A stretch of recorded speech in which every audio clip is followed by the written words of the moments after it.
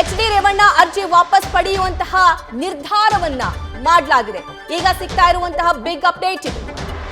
H D. Revanna ಅರ್ಜಿ ವಾಪಸ್ ಪಡೆಯೋದಕ್ಕೆ ಅವರ ಪರವಾಗಿರುವಂತಹ ಅಡ್ವೊಕೇಟ್ ಮೂರ್ತಿ ನಾಯಕ್ ಅವರು ಕೋರ್ಟ್ಗೆ ತಿಳಿಸಿರೋದಾಗಿ ಅಪ್ಡೇಟ್ಸ್ ಲಭ್ಯವಾಗ್ತಾ ಇದೆ. ಎಚ್.ಡಿ. ರೇವಣ್ಣ ಅರ್ಜಿ ವಾಪಸ್ ಪಡೆಯುವಂತಹ ನಿರ್ಧಾರವನ್ನ ಮಾಡಲಾಗಿದೆ. ಕೋರ್ಟ್ಗೆ ಈ ಬಗ್ಗೆ ಮಾಹಿತಿಯನ್ನು ಕೂಡ ನೀಡಲಾಗಿದೆ. ಸೊ ಈ ಅರ್ಜಿ ವಾಪಸ್ ಪಡೆಯುವಂತಹ ನಿರ್ಧಾರ ಯಾವ ಕಾರಣಕ್ಕೋಸ್ಕರ ಮಾಡಿದ್ರು ಅನ್ನೋದು ಕೂಡ ಸಾಕಷ್ಟು ಕ್ಯೂರಿಯಾಸಿಟಿಯನ್ನ ಕ್ರಿಯೇಟ್ ಮಾಡ್ತಾ ಇದೆ. ನಿರೀಕ್ಷಣಾ ಜಾಮೀನು ಅರ್ಜಿ ಹಿಂಪಡೆಯುವಂತಹ ತೀರ್ಮಾನವನ್ನ ರೇವಣ್ಣ ಪರವಾಗಿರುವಂತಹ ವಕೀಲರು ಮಾಡಿದ್ದಾರೆ. ಅದನ್ನ ಕೋರ್ಟ್ನಲ್ಲಿ ಈಗಾಗಲೇ ಉಲ್ಲೇಖ ಕೂಡ ಮಾಡಲಾಗಿದೆ, ತಿಳಿಸಲಾಗಿದೆ.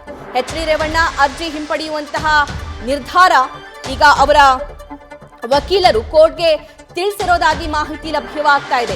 ಈ ಅರ್ಜಿಯನ್ನ ವಾಪಸ್ ಪಡೆಯಲು ನಿರ್ಧಾರ ಮಾಡಿದ್ದಾದ್ರೂ ಯಾಕೆ ಅನ್ನುವಂತಹ ಕುತೂಹಲ ಸದ್ಯಕ್ಕೆ ಸೃಷ್ಟಿಯಾಗಿದೆ. ನಿರೀಕ್ಷಣಾ ಜಾಮೀನು ಅರ್ಜಿ ಹಿಂಪಡೆಯುವಂತಹ ನಿರ್ಧಾರವನ್ನ ರೇವಣ್ಣನವರ ಪರವಾಗಿರುವಂತಹ ಅಡ್ವೊಕೇಟ್ ಮೂರ್ತಿ ಡಿ ನಾಯಕ್ ಅವರು ಮಾಡಿದ್ದಾರೆ.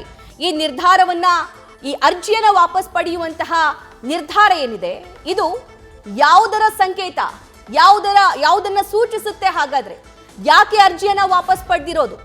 ಅಂಥದ್ದೇನಾಗಿದೆ? ರೇವಣ್ಣನವರ ವಿರುದ್ಧ ಕೇಳಿ ಬರ್ತಾ ಇರುವಂತಹ ಎಲ್ಲಾ ದೂರುಗಳೇನಿದಾವೆ, ಎಲ್ಲಾ ಆರೋಪಗಳೇನಿದಾವೆ, ಅದು ಸರಿನಾ? ಹಾಗಾದ್ರೆ ಈ ಅರ್ಜಿ ವಾಪಸ್ ಪಡೆಯುವಂತಹ ತೀರ್ಮಾನಕ್ಕೆ ಯಾಕೆ ಬಂದ್ರು ಅನ್ನೋದು ಕೂಡ ಸಾಕಷ್ಟು ಕ್ಯೂರಿಯಾಸಿಟಿಯನ್ನ ಕ್ರಿಯೇಟ್ ಮಾಡ್ತಾ ಇದೆ. ಮತ್ತೊಂದು ಕಡೆ SIT ಕೂಡ ತನ್ನ ವಾದವನ್ನ ಮಂಡಿಸ್ತಾ ಇದೆ ಅಡ್ವೊಕೇಟ್ ಜಗದೀಶ್ ಅವರ ಮೂಲಕ. ಸೊ ಅಲ್ಲಿ ವೇಟೇಜ್ ಜಾಸ್ತಿ ಆದಂತೆ ಸದ್ಯಕ್ಕೆ ಕಂಡು ಬರ್ತಾ ಇದೆ. 376 ಸ್ಟೇಟ್ಮೆಂಟ್ ಅನ್ನ, ಸೆಕ್ಷನ್ ಅನ್ನ ಆಡ್ ಮಾಡಬೇಕು ಈ ಪ್ರಕರಣಕ್ಕೆ ಸಂಬಂಧಪಟ್ಟಂತೆ ಅನ್ನೋದು ಕೂಡ SIT ಪರ ವಾದ ಮಾಡ್ತಾ ಇರುವಂತಹ ಜಗದೀಶ್ ಅವರು ಹೇಳ್ತಿದ್ದಾರೆ. ಹಾಗಾದ್ರೆ 376 ಸೆಕ್ಷನ್ ಅನ್ನ ಆಡ್ ಮಾಡಲಾಗುತ್ತಾ?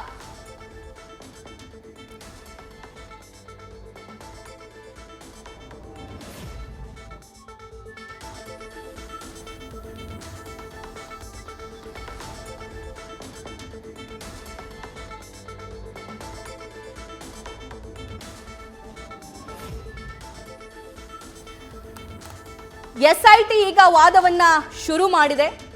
ವಿಶೇಷ ಜನಪ್ರತಿನಿಧಿಗಳ ಕೋರ್ಟ್ನಲ್ಲಿ ಬೆಂಗಳೂರಲ್ಲಿ ಆಗ್ತಾ ಇರುವಂತಹ ವಾದ ಪ್ರತಿವಾದ ಇದು.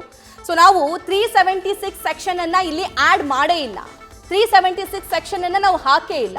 ಸೊ ಅಂತಾದ ಮೇಲೆ ಇವರು ನಿರೀಕ್ಷಣಾ ಜಾಮೀನಿಗೆ ಯಾಕೆ ಅರ್ಜಿ ಸಲ್ಲಿಸಿದ್ರು ಅನ್ನುವಂತಹ ಪ್ರಶ್ನೆಯನ್ನ SIT ಪರವಾಗಿರುವಂತಹ ಅಡ್ವೊಕೇಟ್ SPP ಅವರು ಕೋರ್ಟ್ನಲ್ಲಿ ಮಾಡ್ತಾ ಇದ್ದಾರೆ.